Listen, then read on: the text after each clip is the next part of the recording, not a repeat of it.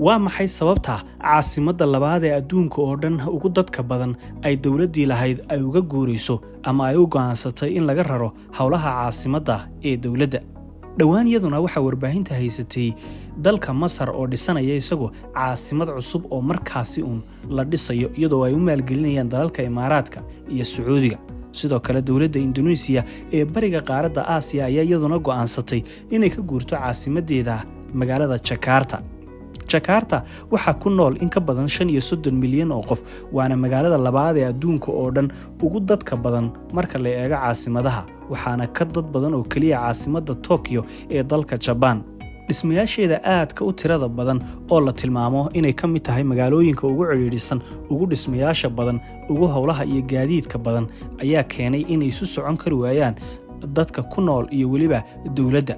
waxaa ciriiri galay adeegyada degdega ah sida kuwa caafimaadka iyo ammaanka sidoo kale howlaha dawladda ee ay ka midka yihiin shirarka iyo waliba shaqooyinka dawladda ee maalinlaha ah ayaa iyaguna ciriiri galay iyaga qudhooduna ciriiri galiyay magaalada maadaama oo dalkaasi lagu qabto shirar caalami ah oo ka mid yahay dalkaasi Indonesia dalalka dhaqaalaha ku horumaray ama dhinaca warshadaha ee G20 la yiraahdo ama G20 isla markaasina shirar badan oo la xiriira howlaha adduunka lagu qabanayo taas ayaa keentay in isu socodka magaaladaasi uu gabi ahaanba noqdo mid ciriiri ah laynka ama kuyuuga baabuurta ee jaamka ayaa meelo dhaadheer gaadha xilliyada rawaxaada iyo waliba kalahaada dalkan Indonesia oo isagu qudhiisu ka mid ah dalalka adduunka ugu dadka badan ama dalka shanaad ee adduunka ugu dadka badan gaar ahaan dalalka islaamkana dalka koowaad ee ugu dadka badan dalalka islaamka waa dal ka kooban in ka badan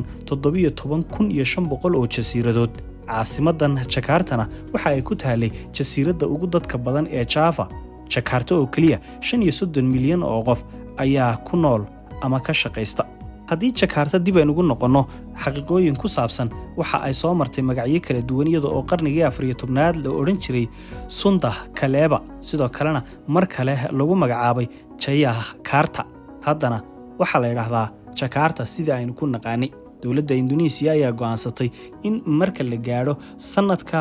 2024 17 bisha August oo ku beegan maalinta xurriyadda ee dalkaasi in guud ahaanba dawladdu ay ka guuri doonto xamaamteedana ka qaadan doonto Jakarta iyadoo oo loo guuri doono magaalada cusub ee loo calaamadiyay inay u noqoto dalkaasi caasimadda waana magaalada lagu magacaabo Nusantara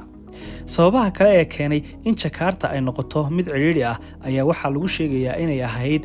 caasimadda dhinaca siyaasadda ee dalkaasi ee dawladdu ama xarumaha dawladda iyo waliba qaybaha kala duwan ee golayaasha dalkaasi ay dhammaantood deganaayeen magaalada Jakarta